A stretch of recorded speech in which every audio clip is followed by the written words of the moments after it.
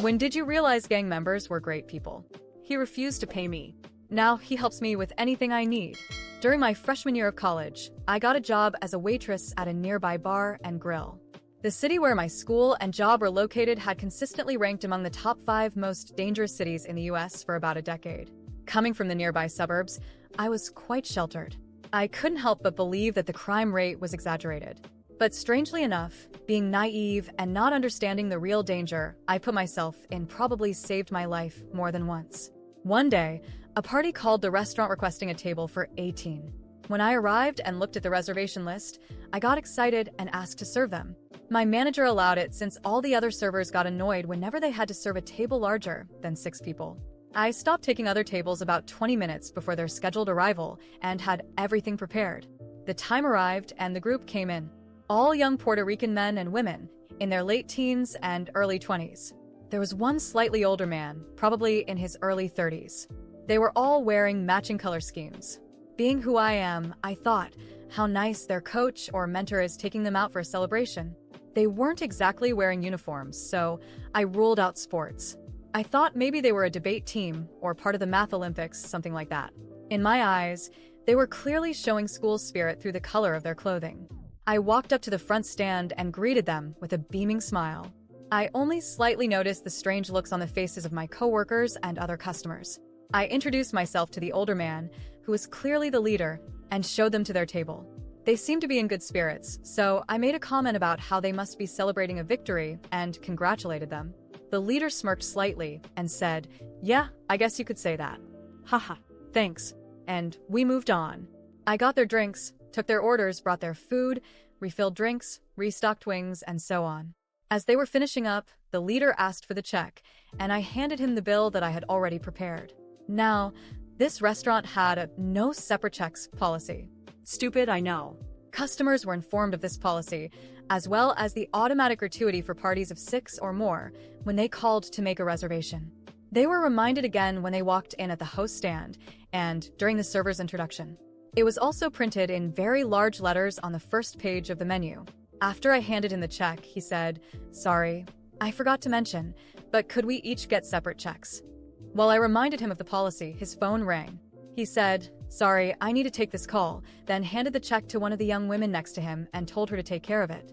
He told me he'd be right back and went to the vestibule to take the call.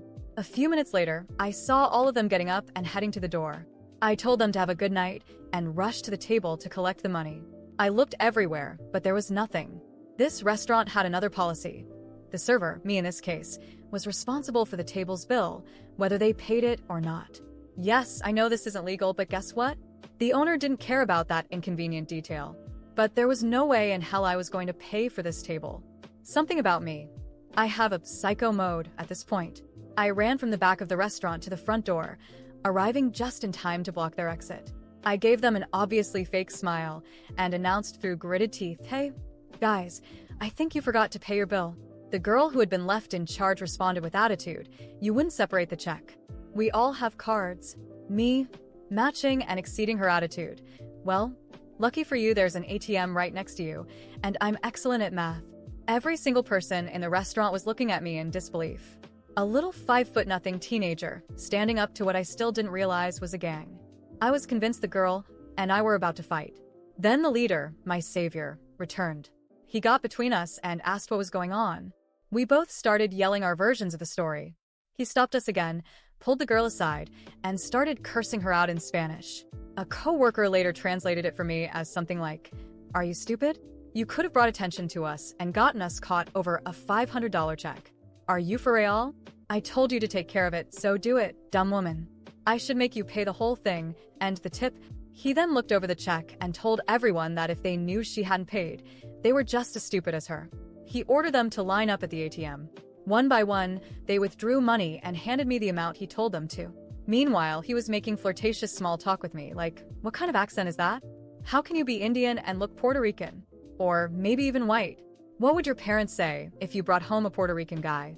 Finally, he asked the question that made me realize what I had done. Would they accept me if they knew I was upper management at an organization? Just because it's a criminal organization doesn't mean I'm not an entrepreneur, right? As we both laughed at this, it hit me. This wasn't a school group. He wasn't their teacher or coach. They were a gang, and he was their leader. He thanked me for treating them like people and said I was crazy, but he liked that I wasn't afraid of him. Then he asked to see how much I had made from the table to ensure I'd been tipped enough. When I counted it up, I realized I'd made $230. I asked if I should give some back, as it was a lot. He said absolutely not, and handed me 3 more crisp $100 bills. Then he gave me his number and told me to call if I ever needed help with anything. A month later, I ended up calling him. I had locked my keys in my car, and AAA said I'd have to wait 2 hours. I thought his skills might come in handy. True to his word, he was there in 15 minutes. He mentioned my tires looked worn and asked if I was headed to work. That night, as I was walking out to my car after my shift, I noticed 4 brand new shiny tires on it. After that, he became a regular customer. Strangely enough, his daughter and I are now great friends too. After that day, life went on as usual, but with an odd touch of surrealism. I mean, I had the phone number of a gang leader in my contacts, and somehow, I didn't feel the slightest bit threatened by it. On the contrary, there was a strange sense of security lingering around me. He was never invasive, never sent inappropriate messages, and never showed up uninvited. It was as if there was an invisible boundary he respected, even being who he was. His daughter, the same one I had nearly fought that night, turned out to be surprisingly easy to get along with. Her name was Lena, and over time, she and I became good friends. She dropped by the restaurant to say hi or have a quick coffee, and sometimes I joined her after my shift. Lena wasn't what I expected at all. She had dreams, big ones. She wanted out of the life she'd grown up in, and she confided in me that her father wanted the same for her, even if he never said it outright. One night, I closed up the restaurant after an exhausting double shift. Lena had stopped by earlier to ask if I wanted to go out, but I was too tired and declined. As I locked the front door and started toward my car parked in the dim lot, I heard footsteps behind me. Heavy ones. That eerie sound that makes your stomach drop and your skin prickle. Before I could turn, a rough hand grabbed my bag, and another gripped my arm. I screamed, loud, desperate, but in that empty street, I knew no one would hear. Panic paralyzed me until a pair of headlights suddenly cut through the darkness, blinding us. A car screeched to a stop just feet away. The men dropped me instantly and ran. I fell to the ground, shaking, as the driver's door opened. It was him. I knew it was a good idea to swing by tonight, he said, voice sharp yet calm, his eyes scanning me quickly for any injuries. He pulled me to my feet and looked me over. I muttered a shaky thanks, still trying to process what had just happened. How did you know I was here? I finally asked, confused. He shrugged. I told you I'd take care of you, didn't I? He insisted on driving me home that night. The car ride was mostly silent, though my nerves were still too rattled to let it sit that way for long. You always show up at just the right time, I blurted out. He chuckled softly. Let's just say I'm a man of my word. When we pulled up to my building, he paused for a moment, looking out at the quiet street. Finally, he turned to me with a strange intensity in his eyes. You know, you're different. Most people like you would be too scared to even look at me, let alone call me for help. You're either brave or too naive for your own good. I like that about you. I didn't know how to respond. I thanked him again and got out of the car. But that night, I lay awake thinking about what he'd said. Maybe I was brave, or maybe I was just too stupid to know when to be afraid. Over the following weeks, he started showing up at the restaurant more often. Sometimes alone, sometimes with Lena or a few friends. He always treated me with respect, despite the intimidating presence he carried like armor. One night, after closing, he waved me over to their table. Lena practically pulled me into the booth, so I couldn't exactly say no. I bet you have a million questions, he teased, that knowing smile of his lingering on his face. Maybe a few, I admitted. Go ahead, then. I hesitated, but finally asked what had been on my mind since the first night I met him. Aren't you afraid? Of this life? Of what it might do to the people you care about? The table fell silent. His friends avoided my gaze, but he looked at me directly, as if weighing his words. Fear is relative, he finally said, voice steady. I do what I do because it's all I've ever known. I didn't choose this life, it chose me. The only thing I can control is how I handle it. And when it comes to the people I care about, I protect them. At any cost. He glanced at Lena as he said it, and I understood there was more to their story than I would ever know. That night shifted something for me. I stopped seeing him as just a gang leader and began to see the contradictions within him. He was terrifying to many but kind to me. dangerous, yet deeply loyal. And he clearly loved his daughter enough to want her out of his world. Weeks later, Lena called me in tears. "They took him," she sobbed. "The police. He's gone." My heart sank. I didn't know what to say. He had always been larger than life, untouchable. Yet, now he was gone, leaving an empty space in the lives of those who cared for him. In the days that followed, I thought about him often. About the words he'd said to me. "Fear is relative. What matters is how you deal with it." He was far from perfect. He was flawed and dangerous, but he had kept his word to me. And strangely enough, he had shown me that even in the darkest corners of the world, there could be loyalty, kindness, and love, if you knew where to look. I never saw him again, but his impact on my life stayed with me forever. After Lena told me he had been arrested, I was stunned. I didn't know exactly how I felt, but it was a mix of worry, anger, and sadness.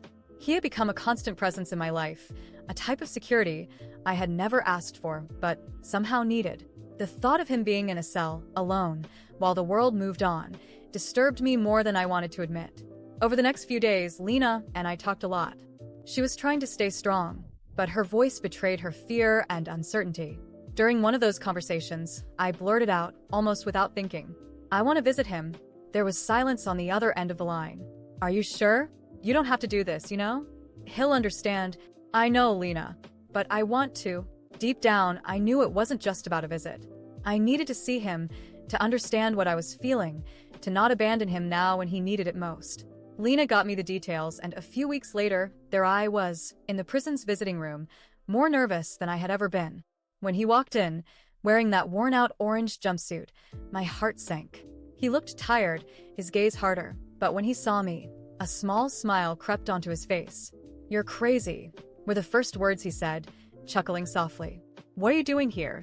"I want to know how you were," I replied, trying to sound casual, though my voice shook. He watched me for a moment, as if trying to read something on my face. Finally, he leaned back in his chair and said, "You're stubborn. That's dangerous, you know?" "Then we're two of a kind," I shot back, making him laugh. After that, our conversations flowed naturally. He told me about life in prison, the people he dealt with, and I told him about the restaurant, Lena, and my own life. During those visits, the image I had of him as a gang leader began to crumble. The man in front of me was someone who listened, who could make me laugh even in that grim place, someone who saw beyond appearances. I visited him many times over the following months. With every encounter, something inside me grew stronger. I was falling in love with the man who, inexplicably, had found a place in my life, a place no one else could fill. Then Lena told me he would be released soon. A deal with the lawyers had worked out, and he was about to be freed. On the day of his release, I arrived early at the prison entrance. I was anxious, nervous, as if my entire life had led me to this moment. I stood there, waiting, until finally, the doors opened and he walked out. He was thinner but still carried himself with that confident stride, had held high, eyes sharp. My heart raced when he saw me, but before he could say anything, his gaze shifted, and he walked straight to another woman who had been waiting.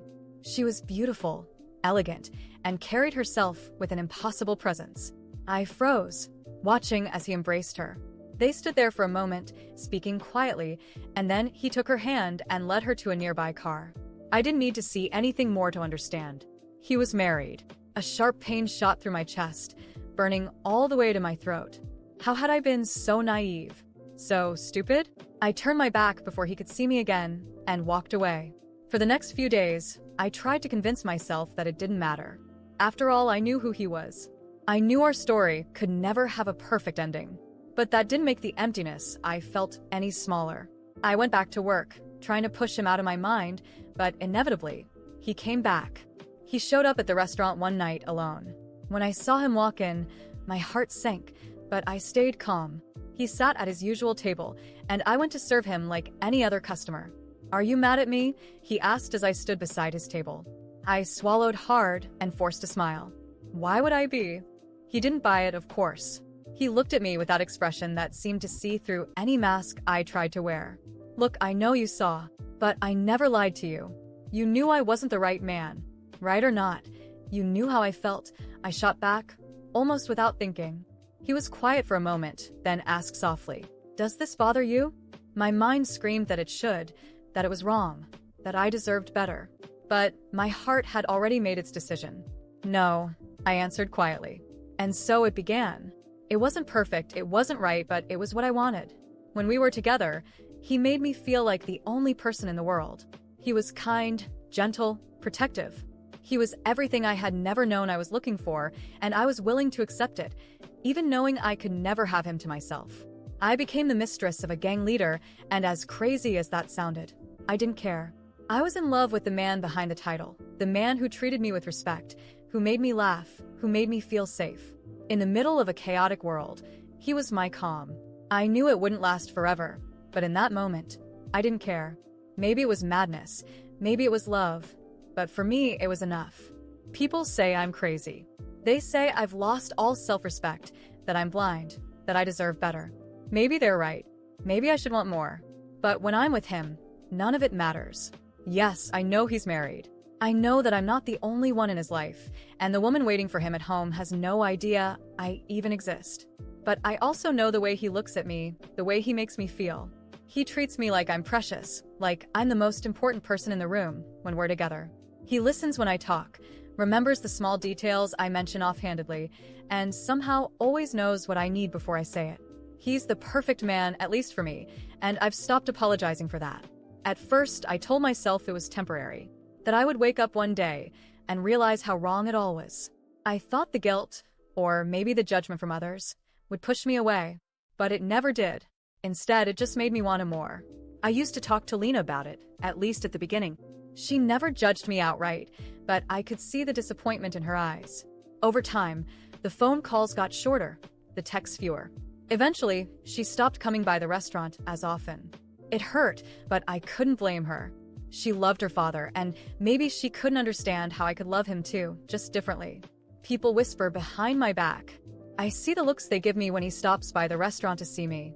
They don't know the full story, of course. To them, he's just a criminal, a gang leader, a dangerous man.